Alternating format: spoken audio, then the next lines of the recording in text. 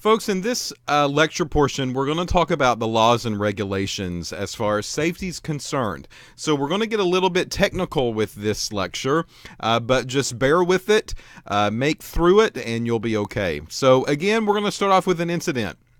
So a student working in a laboratory needed lithium aluminum hydride, known as LAH, for a part of an experiment. When he opened the can, LAH came in contact with the moist air and it exploded, causing burns to the face and hands of the researcher. He was transported to a local hospital for treatment.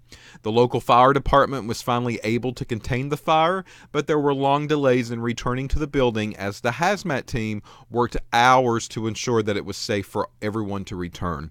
It was decided by the authorities that the building had to remain closed until environmental testing could verify that it was safe to re-enter the building. So what do I want to say about this incident? Well, first, a student was working with LAH. So this student probably was unaware of the dangers that LAH could cause. And there are chemicals that we work with in the laboratory, like this one, that can be exposed to the air and to the moisture in the air. And it can blow up in our faces, and we just don't want that to happen.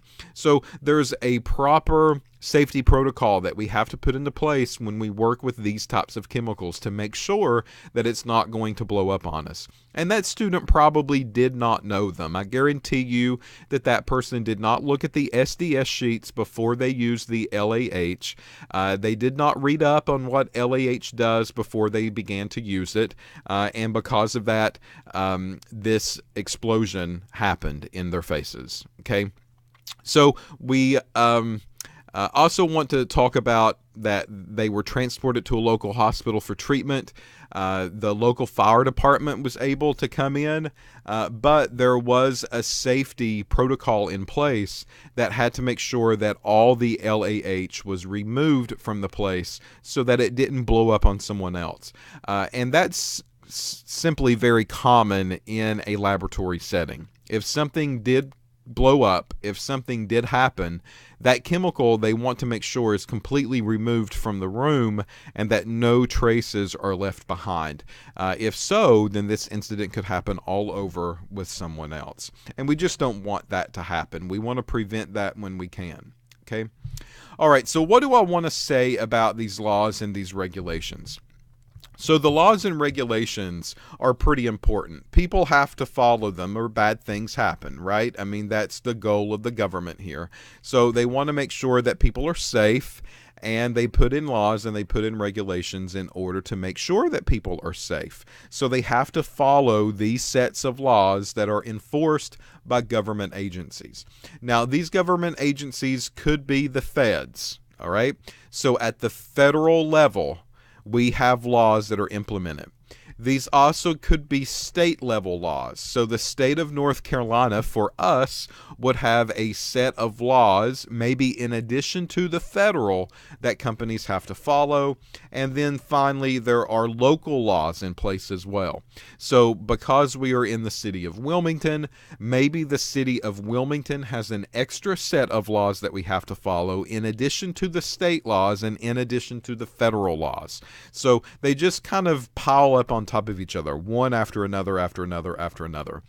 All of this started basically with the Occupational Safety and Health Act. Occupational Safety and Health Act. And this happened in 1970.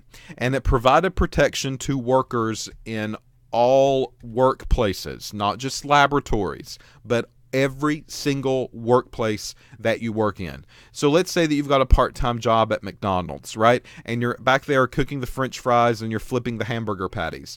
They have safety laws in place that are enforced by the Occupational Safety and Health Act, and that will be the enforcer is OSHA, right? That's the authority that puts this in all into working motion. So OSHA, OSHA, A stands for authority here, was established from this law. And this organization carries out the law that is in place. and all regulations that are also included in the law, right? Laws and regulations are not the same. Laws and regulations are different. Regulations, and we'll talk about some of these in just a second, are kept under what we call the Code of Federal Regulations. And the Code of Federal Regulation abbreviates of CFR, Code of Federal Regulations. Now, specifically OSHA, the Occupational Safety and Health. OSHA is going to be outlined in Chapter 29 of the CFR. So the CFR, imagine 2 or 3 bookcases of books, encyclopedias basically. That's how big the Code of Federal Regulations is. It controls pretty much everything that you can think of. There's laws and regulations that are in play. And all of these books have detailed information. And you can also access the Code of Federal Regulations through an online resource for free. And that gives you kind of up-to-date information because the CFR can change daily. All right?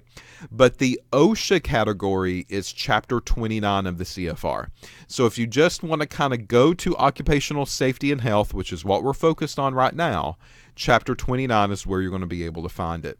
There are 50 chapters in total. If that gives you an idea of how much information's in the CFR, 50 chapters in total. OSHA, Occupational Safety and Health. Every single thing related to safety and health of a worker is going to be included in Chapter 29. All right? So, regulations are complex. There are very, very many that we have to suffer and dig through in order to make sure that companies are staying legit as far as safety is concerned. So, regulations are not just driven by science. All right? So that's kind of the misnomer here, and I want to kind of clear that up a little bit. Science gives us regulations. If I'm working in a laboratory, I know the hazards of the organic solvent that I'm working with. That organic solvent is reported as a hazard, and then regulations are enforced when working with that particular solvent. That comes from the laboratory spaces. But we are not the only people that enforce these regulations, and we're not the only people that have a say-so in how these laws and how these regulations are enforced. What are some of the other mouthpieces out there that enforce or persuade not to enforce various regulations? Well, these are things called lobbyists. Okay, and if you follow politics, you know what lobbyists are. These are mouthpieces for a company that basically goes out, and let's say that I put in a regulation on benzene, and let's say that a company makes benzene, and that's their number one moneymaker. Well, that lobbyist is going to go to the government, and it's going to say, listen, these people are going to report benzene, and you're going to restrict the benzene use. We can't have that because we need to make money. Right? We're a company. We have thousands of people that we employ. And if you put in a regulation against benzene, then this company that employs these hundreds or maybe thousands of people, they're going to be let go because we will not be able to self-sustain ourselves. Right? So those are lobbyists, which is basically people that are trying to mix in with a little bit of politics to persuade a politician's ears. You also have full-blown companies that will go and make their case, right? So the CEOs of various companies will represent their company at the table, and they will tell them the good things and the bad things about that regulation. And of course, you have politics in play. So these are Democrat, Republican, Libertarian, Independents, whatever they claim themselves to be.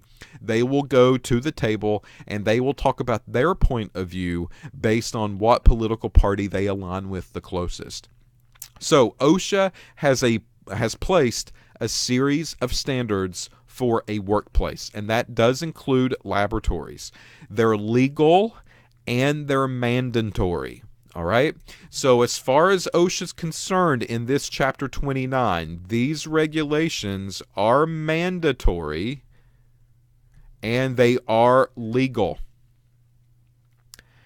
Workplaces, if they're inspected, can be given a ticket. They can write them a violation and they can fine them large amounts of money because they broke or did not meet one of these regulations or laws. Now, here's the thing. Universities are not covered.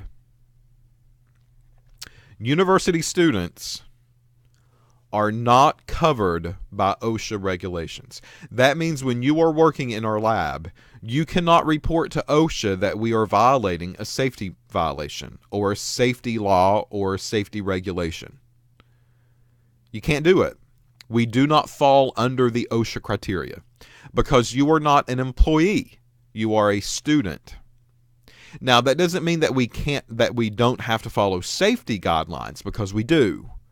But as far as OSHA is concerned, it's occupational safety and health. It's not student safety and health. So they're only really looking at workplace. People that are hiring others and giving them a paycheck. And you are not getting a paycheck from us. So you are not covered under any OSHA regulations at all. However, the faculty that may be working our lab, or any other employee of the college, they are covered by OSHA. So if I walk into the laboratory and there's something that's not safety right, then I can kind of report that to OSHA and they will come down and do their inspection. Any other employee can do that on our campus, but you as a student cannot, because you're not getting paid, you're not getting a paycheck from us. So you do not fall under the jurisdiction of OSHA or any of those regulations. But we can, but you can't. Makes you feel important, doesn't it? All right, so that's where I'm going to stop this video. It gives you an idea of what we're getting ready to talk about. So Code of Federal Regulation, Chapter 29, concerns OSHA, which is safety at the workplace. And then in the next video, we're going to come back and we're going to talk about some of the parts of the CFR that are important. We're going to go through the list that are the most important ones for us to talk about, and we'll do this in a little bit more detail. So stay tuned, come back. It's not over yet. You're all close to it, though.